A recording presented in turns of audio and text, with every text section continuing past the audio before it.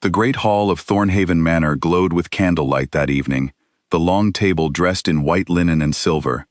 Duke Alaric Thornhaven sat at the head of it, his face unreadable, his eyes moving slowly over every guest, as though he were reading a book he already knew the ending to. Laughter rose and fell around him, polite and practiced, the kind of laughter that came from people trying too hard to be noticed. He was tired of it, tired of the flattery, the careful compliments, the way every guest leaned toward him, as if his favor were the only thing worth having in the world. For 3 months, someone close to him had been leaking information to a rival house.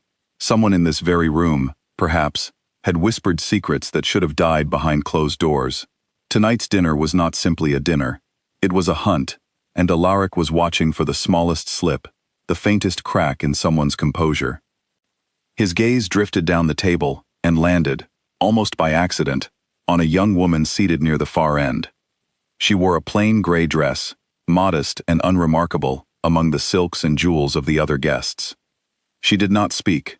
She did not laugh at the jokes tossed around the table.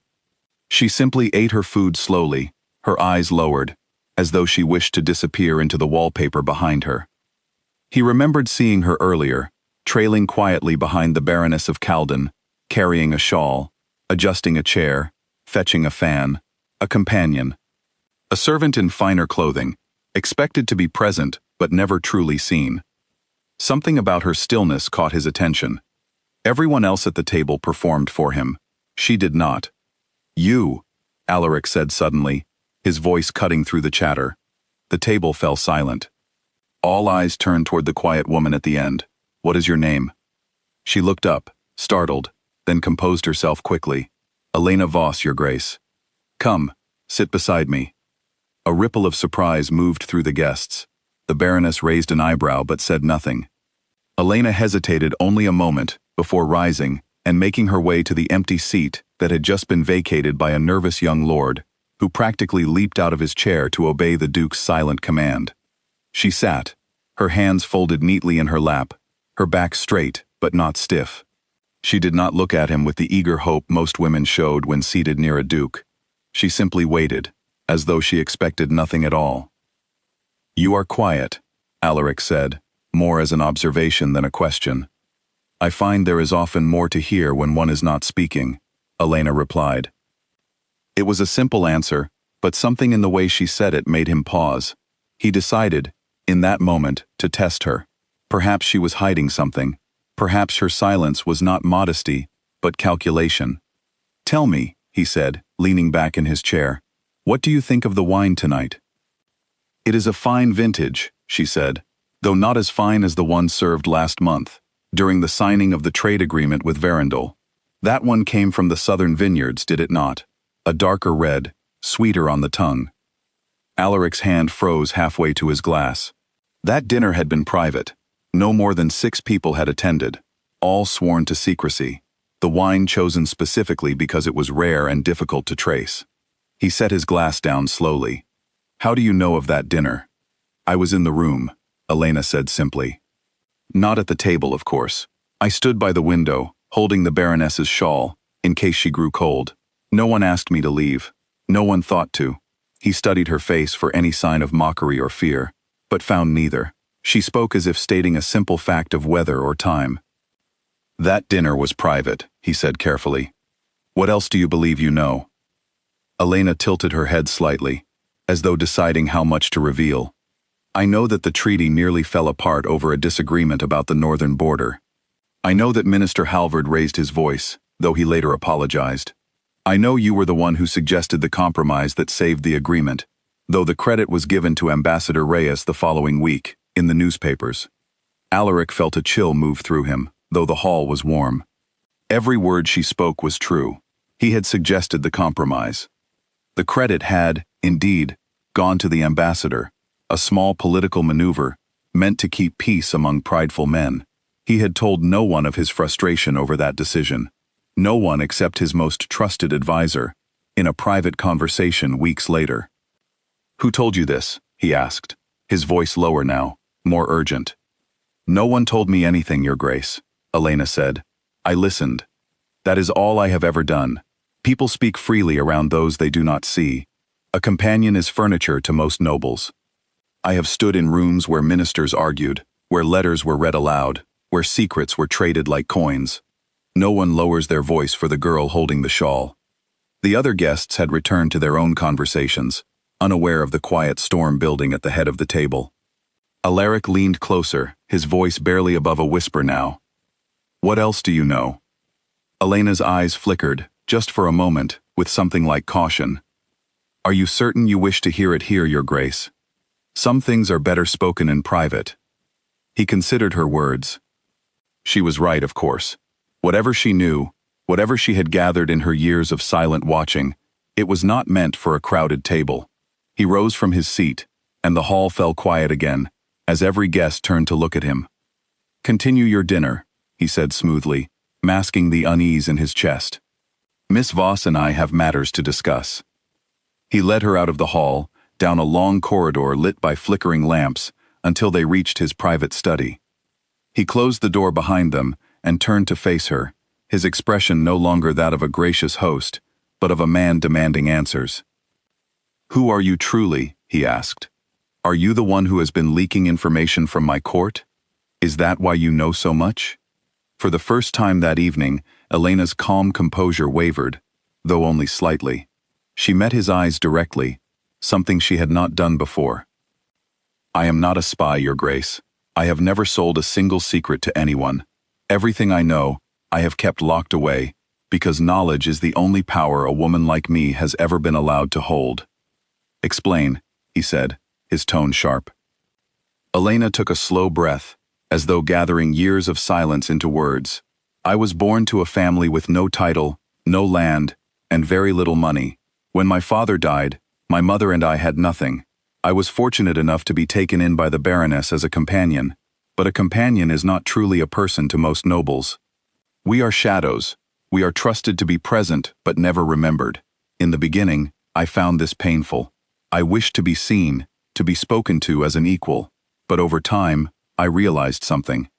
She paused, her hands tightening slightly in her lap. I realized that being invisible was not only a burden, it was also a kind of protection. If no one saw me, no one suspected me. If no one suspected me, I could listen freely, and what I learned, I kept for myself, not to harm anyone, but to understand the world I lived in. A world where women like me had no voice, no vote, no say in anything that happened around us. Knowledge became my shield. It was the only thing I could hold that no one could take from me. Alaric was silent for a long moment, studying her. He had expected fear, perhaps even tears, when he confronted her. Instead, he found quiet strength, the kind that came not from confidence, but from necessity, from years of learning to survive in rooms where she was never truly welcome. You said you know of a plot, he said finally. Tell me. Elena hesitated, then nodded slowly. Tonight, before dinner began, I overheard two guests speaking in the garden. They did not know I was nearby, gathering flowers for the Baroness's table setting. They spoke of a plan to discredit you before the Royal Council next month. They intend to present false documents suggesting you conspired against the crown during the Verandal negotiations, the very meeting where you saved the treaty. They plan to twist your compromise into evidence of betrayal. Alaric's jaw tightened. Who were they? Minister Halvard, Elena said quietly, and Lord Whitmore. The name struck him like a blow. Halvard, the very minister who had nearly ruined the treaty with his temper, and Whitmore, a distant cousin who had long resented Alaric's position. It made a terrible kind of sense. Halvard sought to hide his own failure that night by shifting blame, and Whitmore had ambitions of his own, ambitions that would be satisfied greatly by Alaric's downfall. Why would you tell me this? He asked, his voice quieter now. You could have stayed silent. You could have let it happen and remained safely unseen, as you have always been. Elena's eyes softened, though her voice remained steady. Because silence protects me, Your Grace, but it does not make me cruel. I have watched injustice happen in this court for years, and I have said nothing, because speaking meant risking everything I have. But there is a difference between staying silent to survive and staying silent while someone is destroyed by lies. I could not carry that weight. Alaric studied her for a long moment, seeing her now, not as the quiet girl in the corner, but as someone who had endured far more than he had ever imagined. Someone who had built a quiet fortress of knowledge, simply to survive in a world that refused to value her.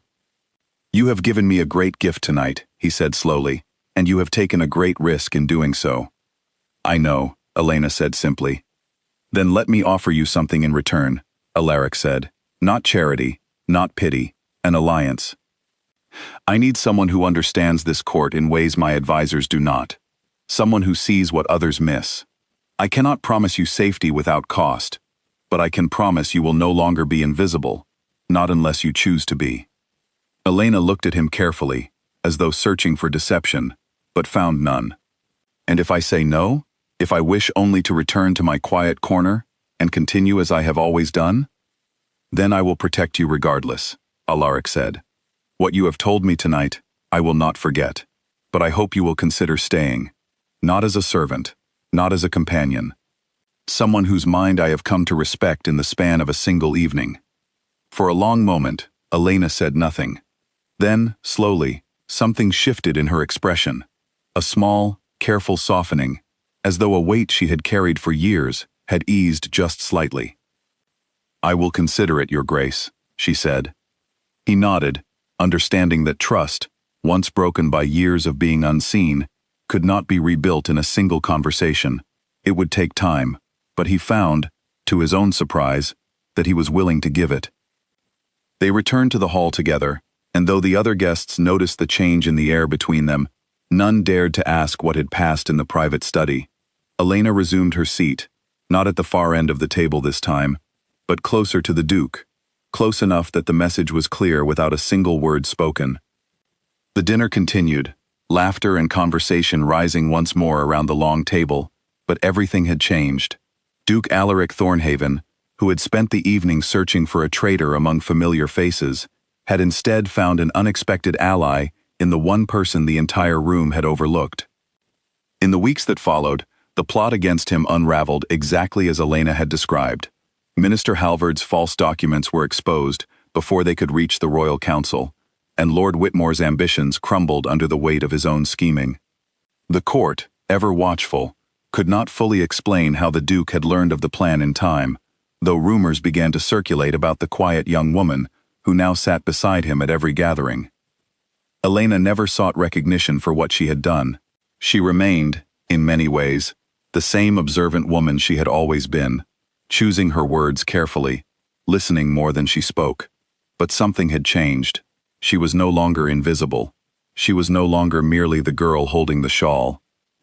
She had become someone the Duke trusted above all others, not because of her title, for she had none, and not because of her beauty, though she was lovely in her own quiet way, but because of her mind, sharpened by years of silence into something far more valuable than any of the loud, glittering guests who had once overlooked her completely.